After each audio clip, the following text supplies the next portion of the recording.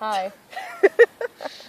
So this is our 1 year anniversary video playlist, and this one's all about art and creativity and how that's changed from living in England to living in France. So Robin here is an artist. He's now a full-time artist. He teaches, he's a plein air painter. He also does amazing charcoals, portraiture. What else do you do? Oh, I can do anything, really. Oh, amazing I am. Anything when it comes to art. I'd say that I'm quite arty too, though. I make organic women's clothing in a market stall, and I'm designing in my head nearly every day, and then from designing I straight away go and create, and it's just kind of from thought to action to there it is in front of me. So cool. Yeah, you're a visionary. What, me or you? No, seriously, you're good at seeing a visual situation, product, shop front, market vision, you know, run of clothing, what's that called? A collection. Collection. Yeah, you're very good at doing that too. Mm. Yeah. But how was art and creativity in England? So we're both great. Let's move beyond that. My creativity isn't any different. I am more often drawing and painting, and that was the plan. That's why we came here, because when you're a teacher, it's all about the quality of teaching and disseminating. But I'm a little bit too creative and skilled in terms of I need to make with my hands, right? And teaching is very conceptual, cerebral, and it wasn't doing it for me. I had to make stuff. I needed to move clay in my hand or paint with paints. And you did do it a bit at the weekends. Yeah, I would squeeze the time in to do that, just because you can't avoid it. You know, every artist knows you can't not create when you're an artist. It's just something you have to do. But now I'm doing lots of it, but I'm not that relaxed, I'm going to be honest. I've got loads of great ideas that I'm not quite finding the time for, because I'm thinking all the time, I want to make money as an artist, and therefore the pressure is what am I going to make that makes money? And now I'm not sold out, but I'm not being a genuine artist at the moment. I'm just being a maker. What do you mean sold out?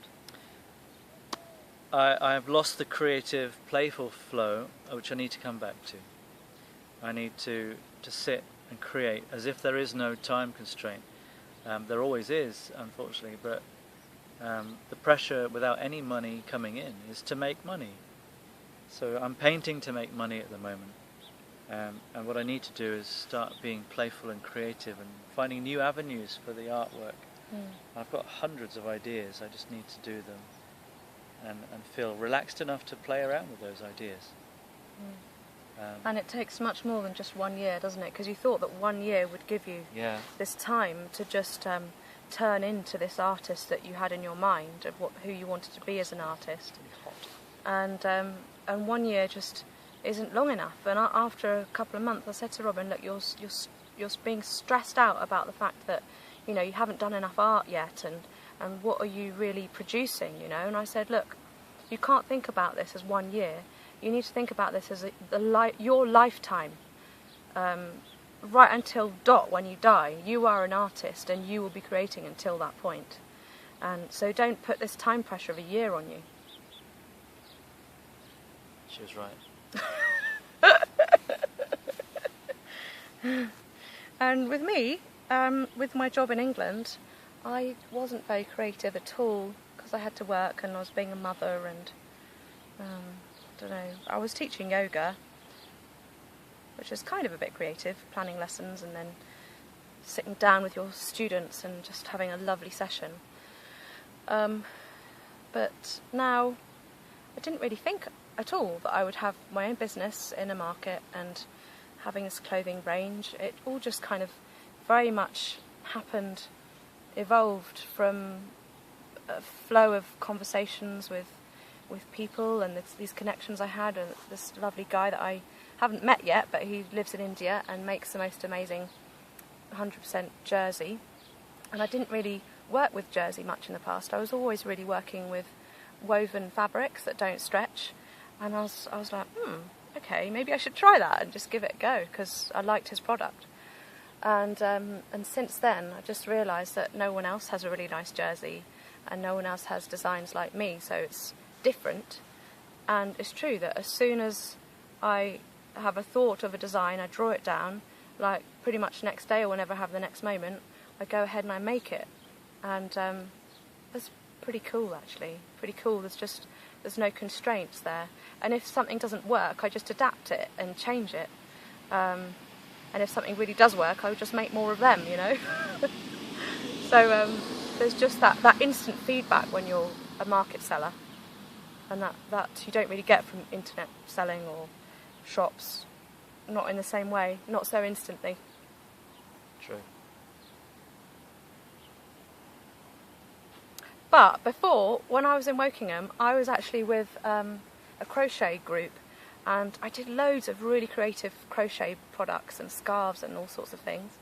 And I found that really creative because it's not in straight lines like knitting. You can go all over the place. I've made amazing patterns and detailing and holes and with my creations, and that's dwindled.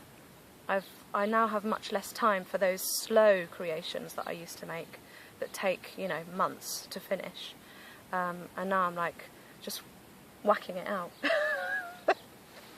Wouldn't you say that's similar to what I've said, that maybe your playful creative side has had to take a back step? The playfulness. Just sitting and working, you know, meandering with your creativity. Yeah. I don't feel the pressure though. I mean, I know I have to create for my markets, you know, I have to make. But you won't sit and crochet something because it takes too long. It takes too long. The same way that I'm not doing huge ornate surface patterns like I'd love to do, but there's no immediate market that I can see, or it just takes too long. But it's crazy because before we felt like there wasn't enough time in our lives to do these creative things because of our jobs, and in the evenings we'd sit down and watch films and the odd kind of TV thing, not very much compared to some other people in you know, that kind of society. Here we don't watch any TV, and very rarely do we watch a film, so we don't sit on a sofa. We very rarely stop, you know. You can't sit on a sofa. We don't have a sofa yet. We do, but it's not ready for sitting on. So allegedly we have more time, and our life is kind of more simple in lots of ways, but it's filled in so many other ways. I'm not making myself clear. Can you elaborate on this? We're making ourselves busy in the void of stuff to do. No? No, because we don't have a void. We are busy doing things. No, we have no structure. We're making our own structure. And so when your working hours are from waking to sleeping, you can't factor in time off. If you come home after work at 6 in the evening, and you sit on the sofa, you know from then until bedtime you're kind of free, really, unless you've got more evening work to do or housework. But now we wake up, and as we were saying earlier, I was lost with what to do first because I had a whole day in front of me and the school bell wasn't going. You know, I didn't have to be at work. So we're being busy as often as we can, even when we ought to be taking breaks. I guess that's what I'm saying. We're not creating any playtime. Yeah, we don't take many breaks. We're not creating space that is about not thinking or working. Because actually we did go, my machine broke, and I just couldn't use it for a while, so I couldn't make. And it was sunny, and I was like, oh my God, Robin, let's go to the beach. So we quickly bought a tent and went off to the seaside.